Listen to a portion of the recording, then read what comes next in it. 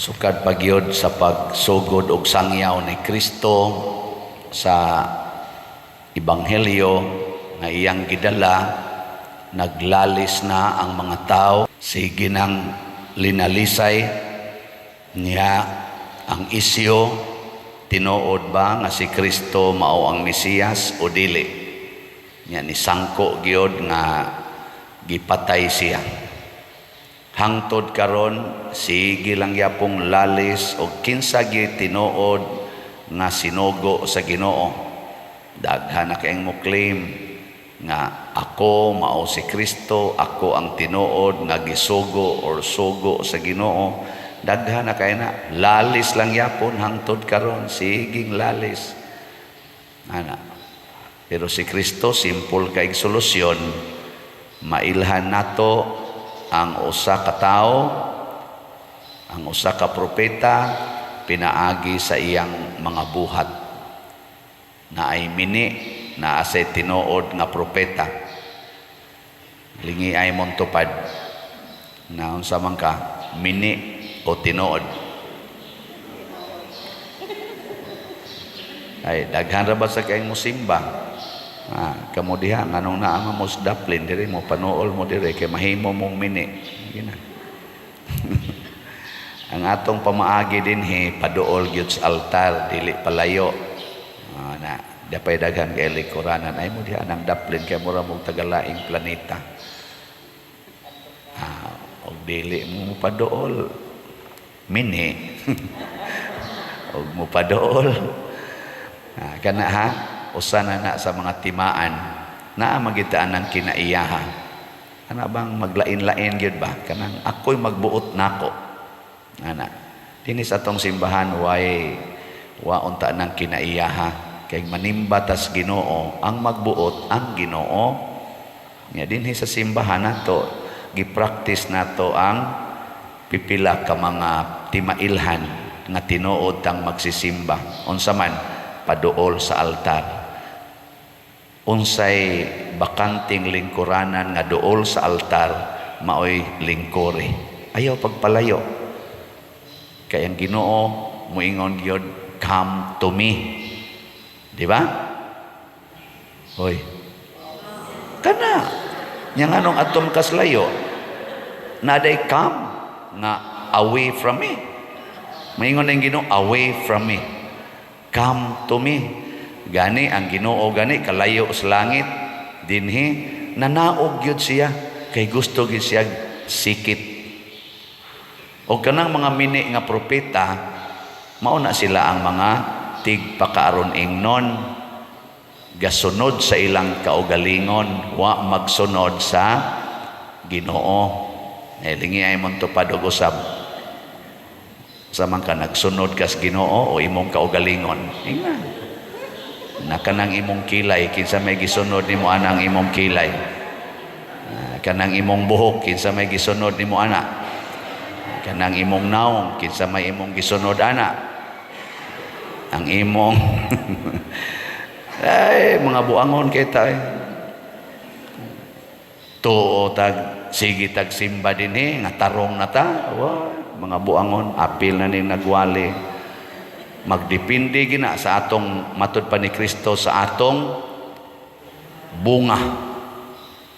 Unsa may epekto sa atong binuhatan, nakapahiusa bas mga tao o nakapabuwag sa mga tao. Ana nakahatag bag kalinaw o kagubot. Niya daghang mga naa sigig simba mo'y hinungdas kagubot. Apil na ning na nagwali. Samot na lang na naglingkod niya gaduka-duka pa. Utro sana. Kana bang atong ka-stubborn ba? Kana bang atong pagka-self-righteous, pagka-self-centered? Nga ang Ginoo murag wa nay labot sa atong kinabuhi, pero kita mo'y gustong mo diktar sa Ginoo. Ginoo, ayuha ko sa akong sakit. Ginoo, hatagi ko niini. Ginoo, makapasar untas exam. Ginoo, mapromote unta. Ginoo, siging diktar sa Ginoo, pero inigingos Ginoo, higugmaa imong kaaway, higugmaa imong silingan. Ayaw pagsigig pangigi anang mga yuta, kana mga utang, ayaw na paningil ana. Oy, asa maminaw. Kanang mga bit ni mong bana or mga bit ni mong asawa, pasaylo alag kapituan kapito, apil na sang iyang kabit. Na, asa mo sunod. Nakisay mo sunod ana, beta, asa ka mo? Oh, di pulos-pulos kita buangon.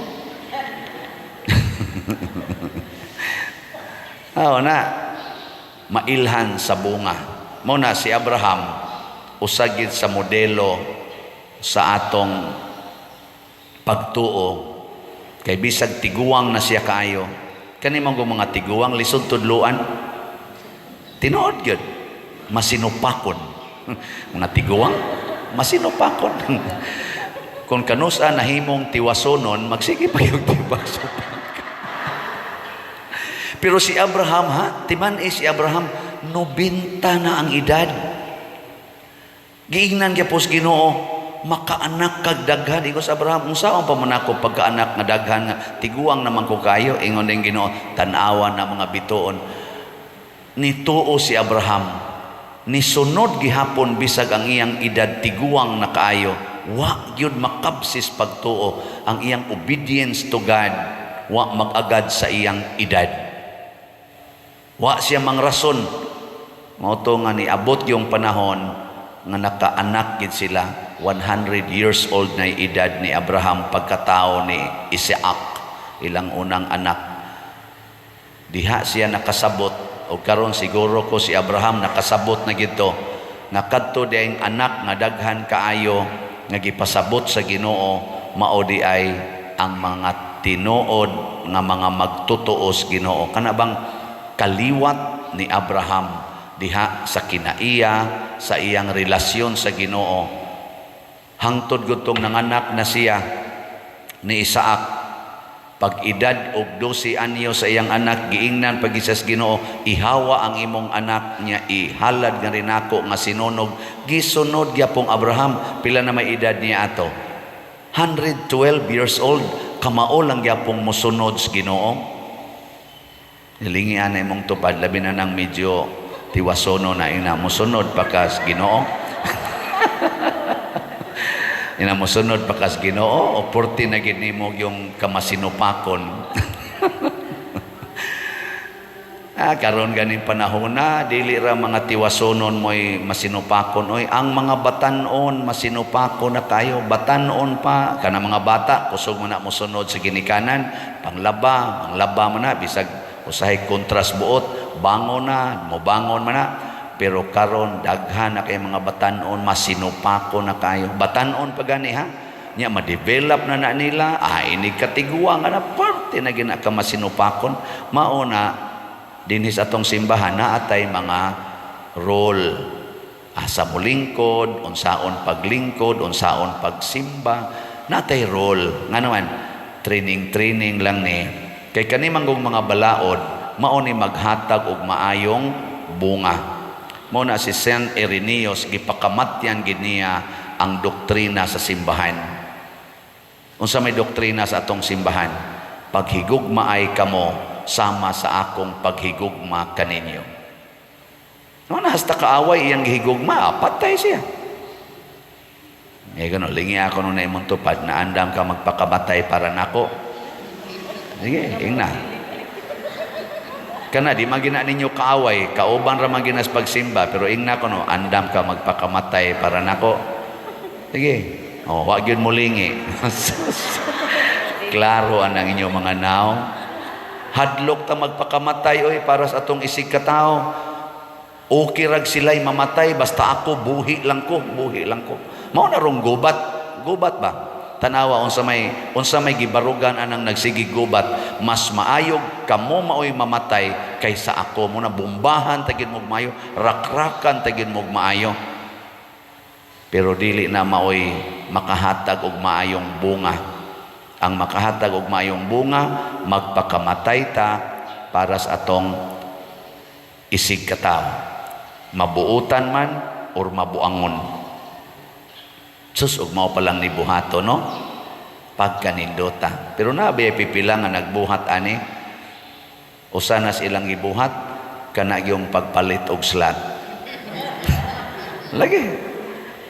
Daghan kay nag-text nato dinhi na ay masakiton, na ay stage 4 cancer, palit lang yapog slot, na apagigibwagan, gibiyaan sa bana, kay tuan nas kabit, palit lang yapog slot. Kaya nga naman, ang gugma nila dinhi sa simbahan, labaw pa sa ilang paghigugma sa ilang kaugalingon. Murabag makaingon ta ba nga, dili babag ang akong sakit, dili babag ang akong kasakit, aron muundang kog hatag padong sa simbahan, dili gani babag ang akong kapobre. Sunan ganang maninda lang sa bikiri, kana bang tindira bas bikiri, mutigong pag yung kwarta para ipalit og slot, driver og habal-habal, mudalikyat pag idinhi gadas iyang ipalit og slot, ni ano na nagdag sakyanan.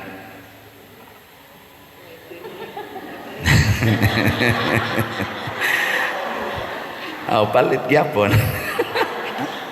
Palit gyapon. Oh, naibata din magsigig balik-balik, 11 anyos na siya.